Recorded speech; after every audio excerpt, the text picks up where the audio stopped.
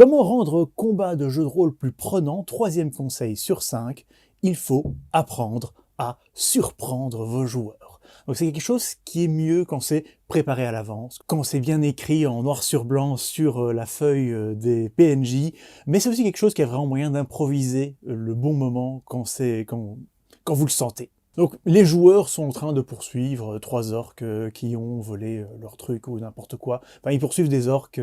Alors si jamais ils combattent les orques, et les orques ils ont des caractéristiques d'orques et voilà, ben, ils gagnent. Et voilà, c'est tout. C'est pas très surprenant tout ça. Non, ce qu'il faut faire, c'est amener un petit plus, un petit quelque chose qui va changer la dynamique du combat. C'est ça le terme que je veux utiliser, changer la dynamique d'un combat. Donc les joueurs commencent à combattre les premiers orques qui sont sur leur chemin, et ça se passe normalement jusqu'à ce que quoi?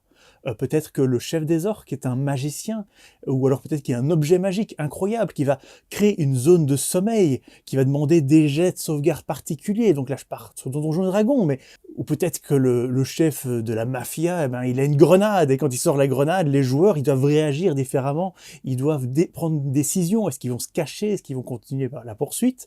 Voilà, changer une dynamique. Peut-être qu'il va y avoir d'autres ennemis qui vont se trouver sur le chemin en embuscade, parce que les ennemis ils ont un petit peu préparé ça, ils avaient prévu un plan de secours.